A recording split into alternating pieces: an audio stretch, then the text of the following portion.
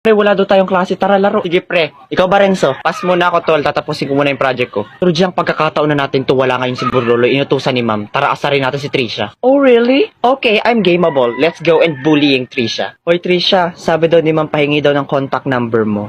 Ay! Oo nga pala, wala ka nga palang cellphone. Karing, don't be harsh to Trisha. You know that Trisha is very furious, diba? Ano na namang problema yung dalawa? Ay, oo nga pala, binayaran ko na nga pala yung ambagan para sa project. Kasi, alam mo na, baka wala kang maibigay kasi wala kang pera, diba? And also, Trisha, if you don't have enough money to buy a new cellphone, you can hiram-hiram naman my phone, diba? Ay, baka naman hindi ka pa marunong gumamit ng cellphone. Touchscreen kasi yun eh. Pero Jang, wag mo namang ipahiya si Trisha. By the way, Trisha, kung hindi ka maalam ng touchscreen, meron naman akong cellphone na decaypad. Baka naman hindi mo pa rin kayang gamitin. Oh my God, Karing! Pinapahalata mo naman na napaka-bobo words ni Trisha. And that is very kaderder, diba? By the way, Trisha, can I ask something?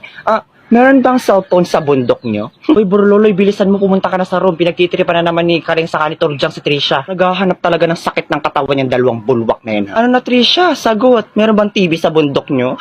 Hoy, Karing, bago nyo sagutin yan, may tanong muna ako sa'yo. May tawas ka ba sa bahay nyo? Bakit di mo ginagamit? Kapal na mukha nito, lakas na lakas ng putok mo. Hoy, Borloloy, don't you dare pakialam on our conversational, ha? You are not kasali here. Itahimik mo, Turjang, yung amoy bulok na bagang mong bunganga. Pinapaalala ko lang sa'yo, ang toothbrush ginagamit, hindi ginagawang display. Uy, bilisan nyo tawagin niyo si ma'am. Shut down your fucking bunganga, Borloloy. We all know the fact that Trisha is very furious. Mahirap.